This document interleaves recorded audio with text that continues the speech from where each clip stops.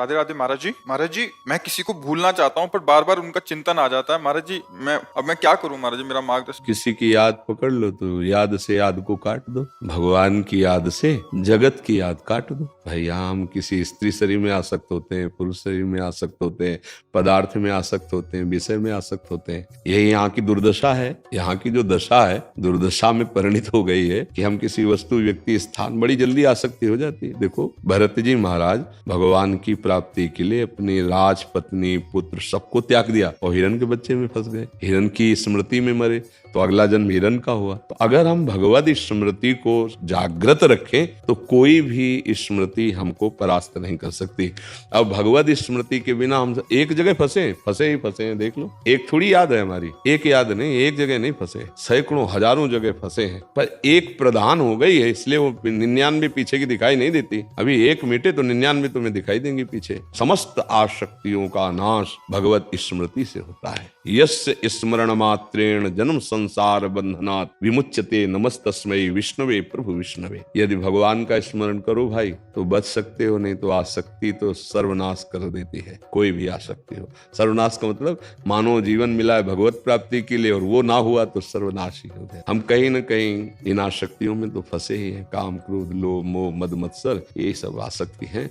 इन आसक्तियों को मिटाना बड़ा, इसका नाम ही आसक्ति, और जा नहीं सकती, बहुत मजबूत है। आसक्ति कहीं से भी, किसी में भी आसक्ति हो जाएगी। अरे एक तम्बाकू में आसक्त हो जाए तो छोड़ना कठिन हो जाता है। नहीं, हमने तो किसान को देखा है कि अपना खेत छोड़कर वो आधा किलोमीटर जाता है, वहां दूसरा हल जोत रहा होता है, तो कहे भैया थोड़ी तम्बाकू देना, वहां से तम्बाकू फिर लेके आधा किलोमीटर और लौट के आता। एक तम्बाकू की आसक्त, बीड़ी की आसक्त, फिर बड़ी बड़ी आसक्तियां तो कितनी भरी हुई हैं। इसलिए भैया हम टोटल कहते हैं सब आसक्तियों को मिटाने के लिए एकमात्र भगवान की स्मृति। इसलिए कहते हैं नाम जप करो, नाम जप से सब ठीक हो जाएगा। नाम जप नहीं करोगे तो डिप्रेशन में पहुंच जाओगे। आसक्ति इतनी प्रबल होती है क्योंकि वो सीधे हृदय को मसलती है। आसक्ति कहाँ होती है? हृदय में। अब हम उसके बिना जी नहीं सकते। अच्छा, जिससे आसक्ति की वो नाशवान है, चाहे शरीर हो, चाहे पदार्थ हो, चाहे पद हो, चाहे वस्तु, कुछ भी हो, यहाँ जगत का सब नाशवान। अच्छा, खास बात, हम आपसे आसक्ति कर रहे हो, आप तीसरे से आसक्ति कर रहे हैं, अब और बुरी दशा। लइए, हम आपके बिना नहीं जी सकते और वो हमसे कोई मतलब नहीं, वो दूसरे के बिना नहीं जी सकते। ये है माया का चक्कर कि हम जिसे देखकर जीना चाहते हैं वो हमारी तरफ देखना ही नहीं चाहता। अब क्या करें? इसलिए थोड़ा उठो, तुम भगवान के अंश हो। ऐसी स्मृतियों में मत फंसो जो तुमको इतना नष्ट कर दे कि तुम अपने जीवन को ही हार जाओ। इसलिए नाम जप करो, सत्संग सुनो, और आसक्ति का मोड़ किया जा सकता है। आसक्ति का मोड़ किया जा सकता है। जैसे नदी है, आप उसे रोक नहीं सकते। अब उसके लिए पहले नहर निकालो दोनों साइड से, फिर आगे चल के बांध लगा दो, रुक जाएगी क्योंकि उसका पानी निकलने। अब आसक्ति को सीधे रोका नहीं जा सकता, उसको मोड़ दो भगवान की तरफ। नाम जपना, भगवान नाम कीर्तन करना, भगवान की चर्चा सुनना, भगवान की सेवा करना, भगवत भक्तों से मिलना, तो हमारी आसक्ति मुड़ जाएगी। एक धनुर्दास जी नाम के महापुरुष हुए हैं, वो अपनी पत्नी में बहुत आसक्त थे। बहुत सुंदर पत्नी थी और इतना आसक्त थे कि अब जैसे बाजार जाना है सामान लाने, सब्जी हो या, वो नहीं जाते थे। अब पत्नी जाएगी तो वो छाता लेके चलते थे कि धूप न लग जाए, और बैक चलते थे। पत्नी ऐसे चल रही तो छाता लिए ऐसे। वो आसक्ति है।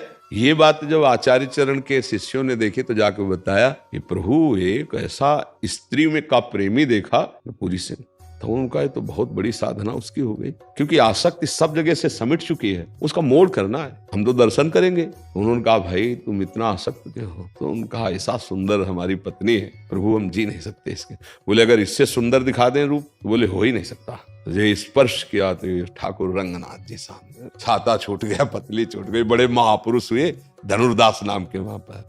हाँ, कहीं ना कहीं जीव की आसक्ति हो जाती है, स्वाभाविक है। इस आसक्ति को मिटाने के लिए तो हमें मानव देह मिला है, और वो आसक्ति भगवान से जुड़ने पर ही मिटेगी, अन्यथा नहीं। बहुत पावरफुल माया है, बहुत पावरफुल, और बहुत दुर्दशा होती है। देखो, सबके हृदय में एक प्यार है। ये अनुभव की बात सब देख लो। ऐसा लगता है कि हम किसी से प्यार करें, कोई हमसे प्यार करे, सबको लगता है, क्योंकि प्रेम भगवान का स्वरूप है। जीव भगवान का अंश है, तो उसमें प्रेम है, वो प्यार करना चाहता है। पशु, पक्षी, वस्तु, स्थान, पद, कहीं ना कहीं वो प्यार हमारा फैल गया गलत जगह, और वो लौटकर हम जैसा प्यार करते हैं वैसा नहीं मिलता कहीं से भी। आप देख लो तो वो असंतुष्ट हो जाता है।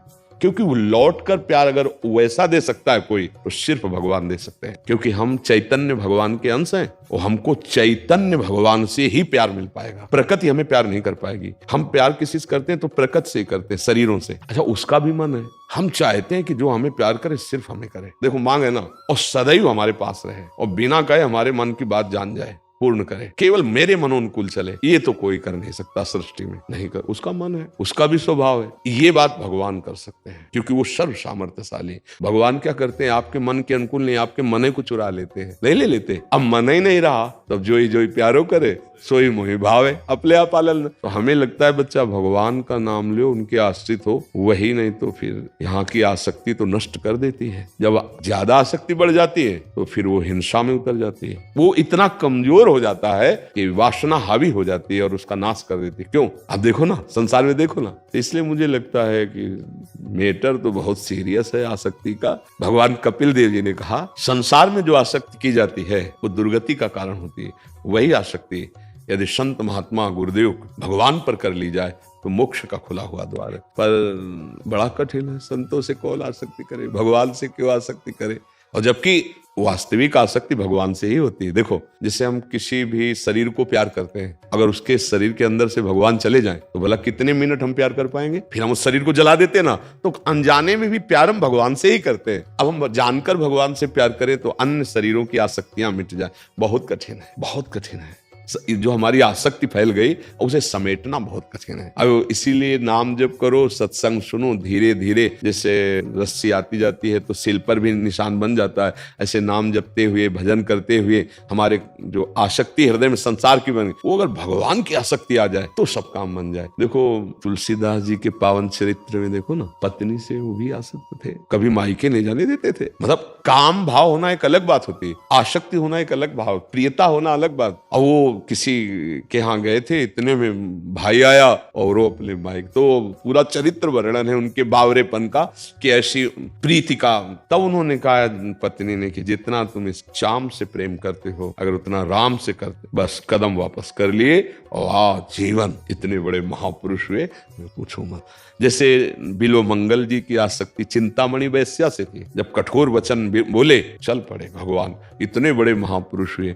पर जब उन्होंने ग्रंथ रचना की ना तो उन्होंने सबसे पहले चिंतामणि को प्रणाम किया है कि तू मेरी गुरु, अगर तूने कटु वचन बोलकर भगवान की तरफ न बढ़ाया होता तो आज मैं इस स्थिति में ना हो। तो संसार की आसक्ति से बचने के लिए एक स्थान है भगवान। अगर भगवान में आसक्ति कर लो तो बच सकते हो, नहीं वो तो जलाती रहेगी आसक्ति। बहुत ही कष्टप्रद आसक्ति होती है और ये माया का खेल है कि हम आपसे प्यार करेंगे तो आप हमसे वैसा प्यार नहीं करेंगे, आप इधर देखेंगे और ये बात जब हम देखेंगे तो हमारे हृदय में आग लगेगी, जलेगा।